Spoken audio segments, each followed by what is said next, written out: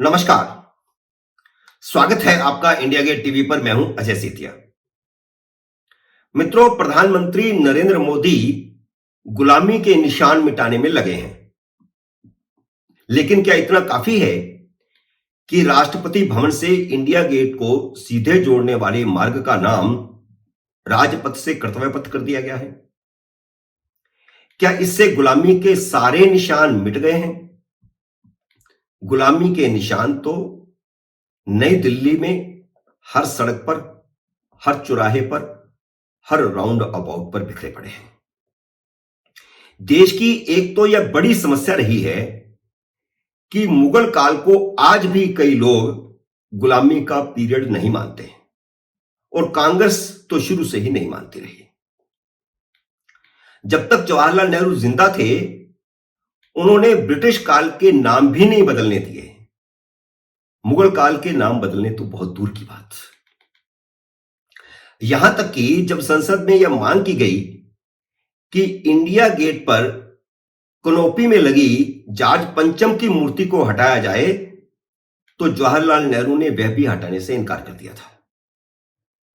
और उनकी मृत्यु के 4 साल बाद 1968 तक जॉर्ज पंचम की मूर्ति इंडिया गेट पर लगी हुई थी। इंदिरा गांधी के समय जब लोगों ने धरने प्रदर्शन शुरू किए, तब 1968 में जाकर के जॉर्ज पंचम की मूर्ति हटाई गई।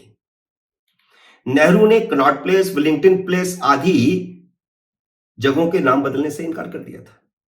विलिंगटन हॉस्पिटल का नाम बदलने का एक सुझाव आया था, वह भी उन्होंने इनकार कर दिया था। मुगल शासकों के नाम पर रखे दिल्ली की सड़कों के नाम बदलने से भी इनकार कर दिया था। विलिंगटन हॉस्पिटल का नाम तब बदला गया जब मोरारजी देसाई प्रधानमंत्री बने, पहली गैर कांग्रेस सरकार बनी, तब विलिंगटन हॉस्पिटल का नाम बदल करके डॉक्टर राम मनोहर लोहिया के नाम पर रखा गया। संविधान सभा के सदस्य डॉक्टर रघुवीर ने जवाहरलाल नेहरू को एक चिट्ठी लिखी थी। इस चिट्ठी में उन्होंने इमारतों और सड़कों के नाम बदलने की मांग की थी, और उन सड़कों का नाम बताया था, इमारतों का नाम बताया था, और उनकी जगह पर कैसे नाम हो सकते हैं उसका सुझाव दिया था। लेकिन जवाहरलाल नेहरू ने उनके सभी सुझावों को अनदेखा कर दिया। ऐसा नहीं कि उन्होंने पढ़ा नहीं, उन्होंने उसे पढ़ा और पढ़ के किनारे कर दिया। 1955 में दिल्ली के चीफ कमिश्नर ने भी इसी तरह का एक लिखित सुझाव भेजा, तो जवाहरलाल नेहरू ने उनके इस लिखित सुझाव को पढ़ा और पढ़कर यह कहते हुए ठुकरा दिया कि यह चिट्ठी डॉक्टर रघुवीर ने लिखवाई होगी। 24 जुलाई 1955 को जवाहरलाल नेहरू ने केंद्रीय गृह सचिव को एक चिट्ठी लिखी, जिसमें उन्होंने दिल्ली के चीफ कमिश्नर के सुझावों को खारिज करते हुए लिखा कि मुझे लगता है कि मुख्य कमिश्नर ने जो नाम दिए हैं उनका वास्तविकता से कोई संबंध नहीं है, यह काम डॉक्टर रघुवीर का किया धरा है। अब यह ऑफिशियल चिट्ठी में लिखा है। क्या ऑफिशियल चिट्ठी में इस तरह की बात लिखी जा सकती है? तो क्या डॉक्टर रघुवीर देशद्रोही थे कि उनके सुझावों को माना नहीं जा सकता? यह चिट्ठी दिल्ली के Nehru memorial museum and library में मौजूद है। यानी नेहरू को ऐसा लगा कि दिल्ली के चीफ कमिश्नर ने यह काम डॉक्टर रघुवीर के कहने पर किया होगा, इसलिए उन्होंने उस नोट के सुझावों को सिरे से खारिज कर दिया। लेकिन नेहरू को डर था कि कहीं दिल्ली के चीफ कमिश्नर खुद ही यह काम न कर दें, इसलिए उन्होंने 27 जुलाई को कैबिनेट की एक मीटिंग बुलाई, जिसमें 5 नाम बदलने का प्रस्ताव पास करवा लिया। ये 5 नाम चीफ कमिश्नर की ओर से सुझाए गए नहीं थे, ये नाम उन्होंने खुद रखे थे। और ये 5 जगह थी: ग्रेट पैलेस, जिसका नाम बदल करके विजय चौक किया गया, किंग्स वे को राजपथ किया गया और क्वींस वे को जनपथ किया गया, प्रिंसेस सर्कल को 15 अगस्त मार्ग और अलबुर्ग रोड को 30 जनवरी मार्ग नाम दिया गया। चीफ कमिश्नर की ओर से सुझाए गए बाकी जगहों के नामों को उन्होंने यह कहकर बदलने से इनकार कर दिया कि वह ऐसा नहीं समझते कि अन्य सड़कों और जगहों के नाम बदलने की जरूरत है। यह महत्वपूर्ण यह है कि चीफ कमिश्नर ने कनॉट प्लेस का नाम बदलकर सम्राट अशोक के नाम पर रखने का सुझाव दिया था, लेकिन नेहरू ने इस संदर्भ में लिखा है, जिस चिट्ठी का मैंने जिक्र किया है ये उसी चिट्ठी का अंश है। उन्होंने इस चिट्ठी में लिखा कि कनॉट सर्कस का नाम बदलकर अशोक पैलेस रखना एकदम बेतुका है। वह सम्राट अशोक को किसी बाजार से नहीं जोड़ना चाहते। उसी कनॉट प्लेस का नाम बाद में कांग्रेस सरकार ने ही राजीव चौक किया, जबकि नेहरू को सम्राट अशोक का नाम बेतुका लगता था। अब आपके सामने सवाल होगा कि किंग्सवे का नाम बदलकर जब राजपथ कर दिया गया था तो नरेंद्र मोदी सरकार ने उसे बदलकर कर्तव्य पथ क्यों किया? यह गुलामी का निशान मिटाना तो नहीं हुआ, यह तो नेहरू ने पहले ही मिटा दिया था। तो सच्चाई कुछ और है। 1911 में ब्रिटिश साम्राज्य के महाराजा जॉर्ज पंचम के सम्मान में इस सड़क का नाम किंग्सवे रखा गया था और जॉर्ज पंचम की ही वहां पर मूर्ति लगाई गई थी। नेहरू ने जॉर्ज पंचम की मूर्ति वहां से नहीं हटाई।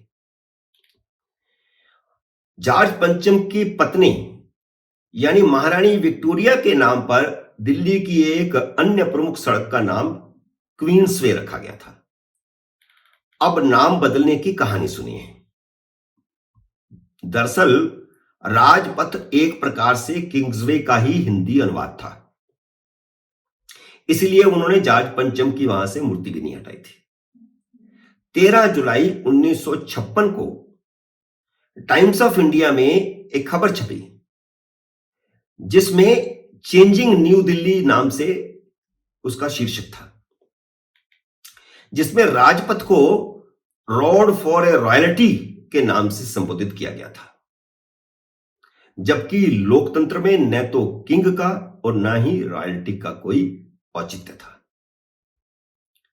तो रॉयल्टी और जॉर्ज पंचम की मूर्ति और सड़क का नाम हिंदी में अनुवाद करके राजपथ, इन सब चीजों को समझने की जरूरत है। इसलिए नरेंद्र मोदी को यह नाम बदलने की जरूरत पड़ी।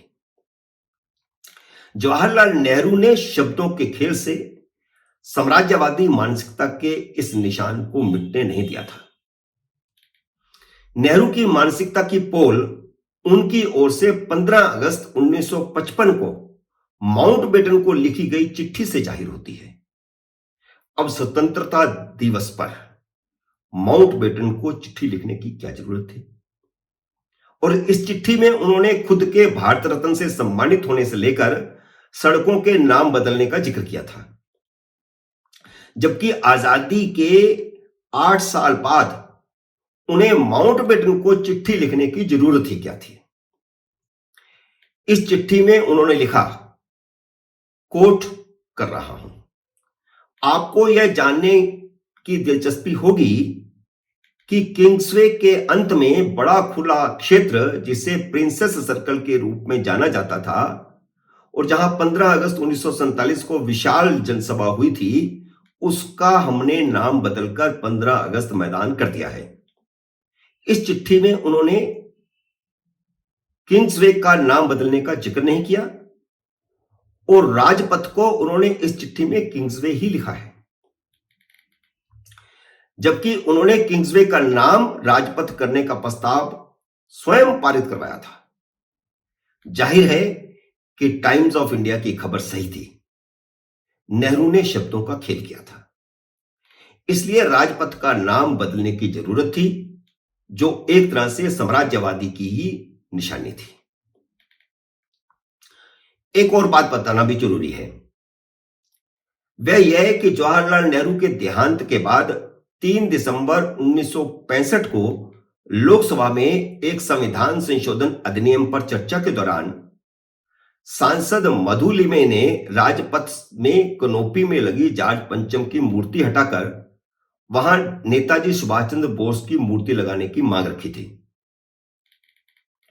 उन्होंने कहा कि जॉर्ज पंचम की मूर्ति गुलामी की निशानी है और हमें यह लगता है कि दिल्ली गुलामाबाद है। लगातार हंगामे के बाद 1968 में जॉर्ज पंचम की मूर्ति वहां से हटाई गई, उससे पहले नहीं हटाई गई। लेकिन नेताजी सुभाष चंद्र बोस की मूर्ति वहां स्थापित नहीं की गई। जॉर्ज पंचम की मूर्ति तो 1968 में हटा दी गई, वो भी हंगामे और प्रदर्शनों के बाद। लेकिन सुभाष चंद्र बोस की मूर्ति वहां पर स्थापित नहीं की गई। अलबत्ता गांधी की प्रतिमा लगाने की बात की जाने लगी। लोगों ने इस मुहिम के खिलाफ बाकायदा आंदोलन चलाया तो गांधी की प्रतिमा नहीं लगाई गई, लेकिन उस कनोपी को खाली रखा गया। सुभाष चंद्र बोस की मूर्ति भी नहीं लगाई गई। मोदी सरकार ने खाली पड़ी कनोपी में सुभाष चंद्र बोस की प्रतिमा लगाने का फैसला किया और आजादी के 75 साल बाद 8 सितंबर को प्रधानमंत्री नरेंद्र मोदी ने सुभाष चंद्र बोस की 28 फुट ऊंची प्रतिमा का अनावरण किया। इसी अवसर पर राजपथ का नाम कर्तव्य पथ करना भी इस बात का परिचायक है कि भारत अब सदियों पुरानी गुलामी अथवा साम्राज्यवादी मानसिकता की जकड़ से बाहर आ रहा है। मोदी सरकार आने के बाद ही औरंगजेब रोड का नाम बदलकर डॉक्टर एपीजे अब्दुल कलाम के नाम पर रखा गया। इसका बड़ा विरोध होता अगर वहां अब्दुल कलाम का नाम ना होता तो, लेकिन असदुद्दीन ओवैसी ने इसका भी कड़ा विरोध किया था। यह काम फिर भी अभी अधूरा है। जब तक Firozshah road, Shahjahan road, Akbar road, Sarai Kale Khan, Khan market जैसे अनेक नाम मौजूद हैं, गुलामी की निशानी मिटाने का काम अभी पूरा नहीं हुआ है। मित्रों, उम्मीद है मेरा यह विश्लेषण आपको पसंद आया होगा। इसे लाइक करिए, शेयर कीजिए और अगर आपने मेरे YouTube चैनल को सब्सक्राइब नहीं किया तो इसे सब्सक्राइब कीजिए और घंटी का बटन भी दबाइए ताकि जैसे ही मेरा नया वीडियो आए आपको सूचना आए। मेरे नए वीडियो का करिए इंतजार। तब तक नमस्कार।